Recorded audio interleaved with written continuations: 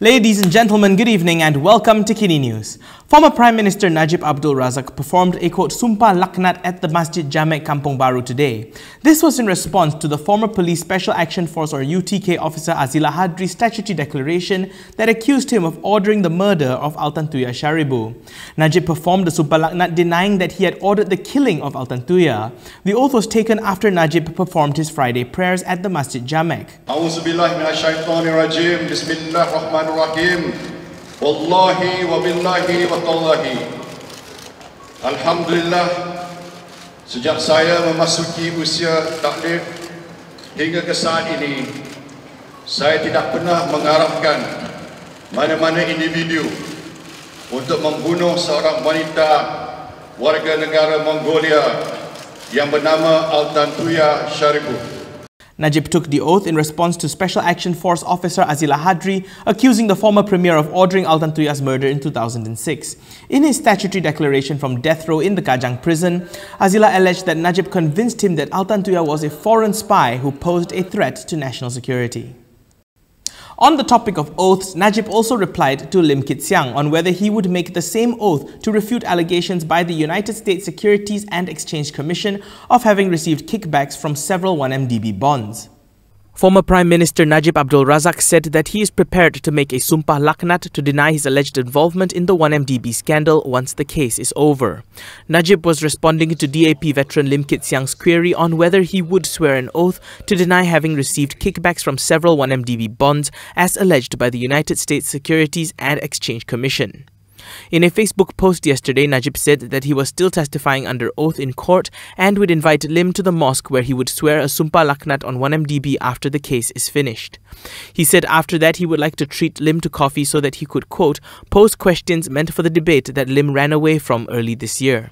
In May, Najib had proposed a debate with Lim and Lim accepted. However, Lim abruptly pulled out of the debate on the 23rd of May, citing concerns that the live event could be used to stir up racial sentiments. Prime Minister Dr. Mahathir Mohamad has warned of chaos if Chinese education group Dong Jiaozhong goes ahead with a planned congress over the teaching of Jawi scripts in vernacular schools.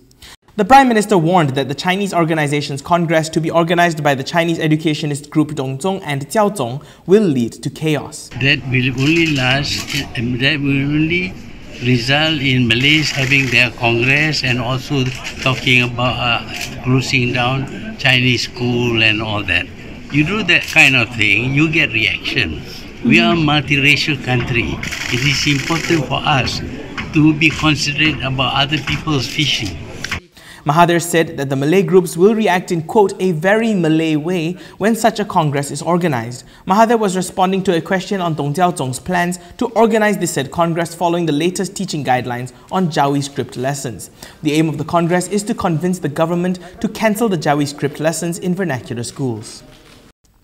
While speaking to Malaysia Kini following the eventful PKR Congress, the party Vice President Tien Chua shared his views on calls within the party that is pressuring Anwar Ibrahim to be installed as the next Prime Minister. PKR Vice President Tien Chua is concerned about a, quote, mischievous campaign within the party that is pressuring for Anwar Ibrahim to be installed as the next PM. In his view, only Pakatan Harapan leaders get to decide on their leader, not party members or the rakyat. The discourse that suddenly bring it out into Anwar as 8 PM is mischievous because first it's trying to create contradiction between Anwar and Mahathir as if like they are antitheses of each other. Secondly, it is only talking about Anwar as the next Prime Minister and it's not talking about Pakatan offering the long-term solutions for the nation. Tien Chua said that in a parliamentary democracy like Malaysia, voters get to choose a party or a coalition and then it is up to the winning party to decide the leader. He added that if Anwar is agreed on by Harapan, then he will get the post when Harapan is ready. Economic Affairs Minister Azmin Ali has come to the defense of Permodalan Nasional Berhad, which has been criticized after announcing the lowest Amanah Saham Bumiputra ASB dividend payout since 1999.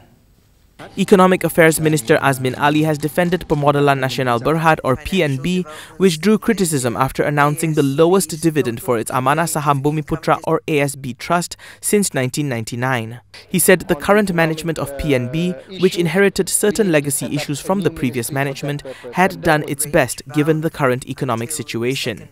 Azmin said the performance of the economy and market had also contributed to the low dividend. He added that the new management of PNB tried their level best to ensure that governance and accountability are the pillars of the new team. On December 18th, PNB had announced an income distribution of 5 cents to the unit and a bonus of 50 cents for ASB for 2019.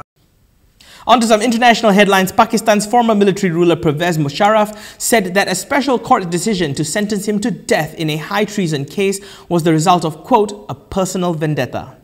Pakistan's former military ruler Pervez Musharraf said that the treason charges and death sentence against him were politically motivated. In a video statement from a hospital bed in Dubai, he said that the case is a personal vendetta. I call this verdict suspicious because during the hearing of this case, the supremacy of the law was ignored from beginning to end. This case was taken up and heard by certain people solely on the basis of personal enmity towards me. On Tuesday, a Pakistani court sentenced Musharraf to death on charges of high treason and subverting the constitution in 2007. The verdict shocked the military, which has ruled Pakistan for about half the country's history. The army accused the court of ignoring legal processes and defended Musharraf's patriotism. Musharraf seized power in a coup in 1999 and later ruled as president. In November 2007, Musharraf suspended the constitution and imposed emergency rule, prompting protests. He resigned in 2008 to avoid the threat of impeachment. When Nazwan Sharif, whom Musharraf deposed in 1999, was re-elected Prime Minister in 2013, he initiated a treason trial against Musharraf, and in 2014 he was charged with high treason. Light may travel faster than sound, but when it comes to the digital world, video always takes a little longer to process than just audio alone. How did this cause the Bank of England to launch their own internal probe? Let's find out. What can you do in 8 seconds? If you are a financial trader, that could be enough time to execute several orders. In an internal investigation, the Bank of England discovered that its fallback audio feed of press conferences was abused by a third-party supplier and has now come under the scrutiny of the UK's financial watchdog, the Financial Conduct Authority. The bank announced on Thursday that a rogue supplier had taken advantage of how the audio feed from one or more of its press conferences could be transmitted more quickly than its video feed, giving its listeners a head start of about 8 seconds on the contents of the conference. The bank said that the aforementioned supplier had let traders listen in for a fee.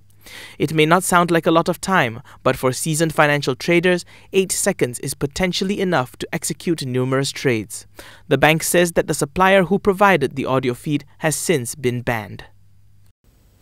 Before we wrap up, here are some other news highlights from today.